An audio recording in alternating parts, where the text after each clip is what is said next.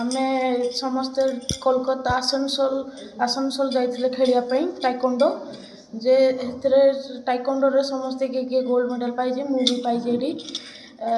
ସମସ୍ତେ ପିଲା ଆଉ ମୁଁ ବି ସମସ୍ତେ କାକରରେ ପୁରା ଖେଳିକି ଫାଇଟ୍ କରିକି କିକ୍ ପଞ୍ଚ କରିକି ସମସ୍ତେ ପୁରା କାକରରେ ଭିଜିକି ଆମେ ସମସ୍ତେ ଖେଳିଛେ।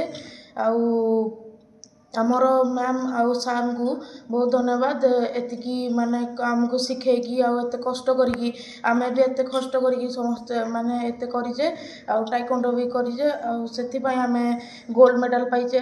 ଆଉ ଆମେ କଷ୍ଟ କଲେ ବି ଫଳ ପାଇବେ ଯେଉଁଟା କୁହନ୍ତି ଆମକୁ। ତ ଆମେ ଓଡ଼ିଶା ଟିମ୍ ନେଇକି ଯାଇଥିଲୁ ଏଠୁ 25 ଜଣ ପାର୍ଟିସିପେଟ୍ ନେଇକି ଯାଇଥିଲୁ ଟୋଟାଲ୍ ସବୁ ଡିଷ୍ଟ୍ରିକ୍ଟରୁ ମିଶାଇକି।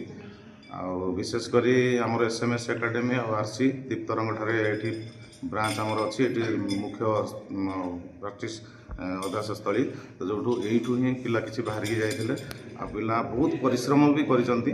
ତ ଏବେ ନ୍ୟାସନାଲରେ ବି ସମସ୍ତେ ବଢ଼ିଆ ରେଜଲ୍ଟ କରିଛନ୍ତି। ଆଉ ଓଡ଼ିଶାକୁ ସେକେଣ୍ଡ ମିଳିଛି ରନର୍ସ ଅପ୍, ଝାଡ଼ଖଣ୍ଡ ଆମର first position, Manipur third position ଅଛି। ତା ଭିତରେ ଡିସିପ୍ଲିନରେ ବି ଓଡ଼ିଶାକୁ ବି ଦେଇଛନ୍ତି।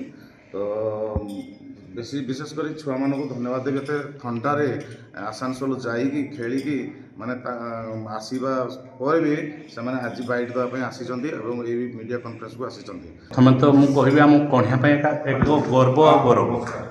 ଆମ ଅଞ୍ଚଳର ପିଲା ଯାଇକି ରାଜ୍ୟସ୍ତରୀୟ ନାଁ କମେଇକି ଟାଇକୋଣ୍ଡୋରେ ଆସିଲେ ଏବଂ ବଡ଼ ଦୁଃଖର ସହ କହୁଛି କି ପିଲାମାନଙ୍କୁ ସହଯୋଗ ମିଳୁନି, ଯେଉଁଥିପାଇଁ କି ସେମାନେ ଯେତିକି ତାଙ୍କ ପାଖରେ ପ୍ରତିଭା ଅଛି ସେମାନଙ୍କ ପାଖରେ ବହୁତ ଭଲ ପ୍ରତିଭା ଅଛି ଏବଂ ଭଲ କରିକି ଦେଖାଉଛନ୍ତି।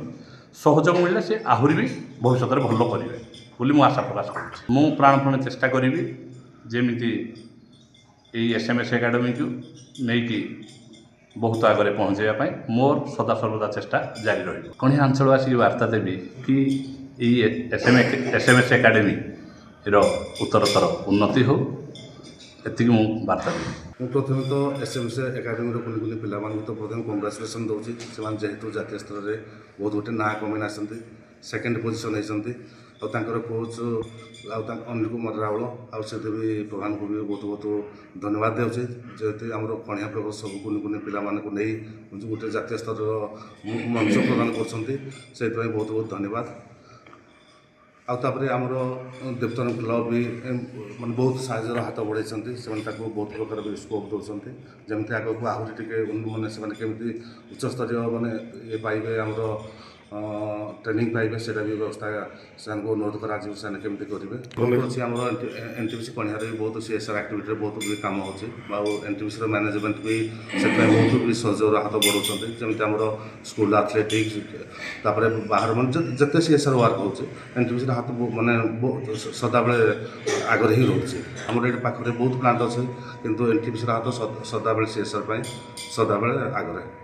SMS ଏକାଡେମୀ ଇଏ ଗୋଟିଏ ଏମିତି ସଂସ୍ଥା ଯିଏକି ବର୍ତ୍ତମାନ ରାଜ୍ୟସ୍ତରୀୟ ଏବଂ ଜାତୀୟ ସ୍ତରରେ ନାଁ କମାଇବାକୁ ଆରମ୍ଭ ହୋଇଗଲାଣି ଏବଂ ବହୁତ ମଧ୍ୟ ମେଡ଼ାଲ୍ ପାଇଗଲେଣି। ଆଗକୁ ମଧ୍ୟ କଣିହା ଅଞ୍ଚଳର ସବୁ ପ୍ରତିଭା ଖୋଜିକି ବାହାର କରାଯିବ ଏବଂ ରାଜ୍ୟ ସ୍ତରରେ ଏବଂ ଜାତୀୟ ସ୍ତରରେ ସେମାନଙ୍କର ନାଁ କମିବ ଏବଂ ଆନ୍ତର୍ଜାତୀୟ ସ୍ତରକୁ ମଧ୍ୟ ତାକୁ ଉନ୍ନତ କରାଯିବା ପାଇଁ ସବୁ ପ୍ରକାର ଚେଷ୍ଟା ଏବଂ ବ୍ୟବସ୍ଥା ଗ୍ରହଣ କରାଯିବ। ଦେଖନ୍ତୁ କଳକାରଖାନା ଯେତେ ଗୁଡ଼ିଏ କଳକାରଖାନା ଅଛି, କୌଣସି କମ୍ପାନୀ କୌଣସି ଇଣ୍ଡଷ୍ଟ୍ରି ଏ SMS ଏକାଡେମୀ ଏପର୍ଯ୍ୟନ୍ତ କୌଣସି ସାହାଯ୍ୟର ହାତ ବଢ଼ାଇ ନାହିଁ ଏବଂ ତାଙ୍କୁ ଆମର ଅନୁରୋଧ କରୁଛୁ ଯେ ଆମର SMS ଏକାଡେମୀ କେମିତି ଜାତୀୟ ସ୍ତରରେ ନାଁ କମେଇବ ଏବଂ ଆନ୍ତର୍ଜାତୀୟ ସ୍ତରରେ ତାର ପ୍ରତିଭା ପ୍ରଦର୍ଶନ କରିବ ଏବଂ କମ୍ପାନୀ ତରଫରୁ ଆମକୁ ସାହାଯ୍ୟ ସହଯୋଗ ଯୋଗାଇ ଦିଆଯିବ।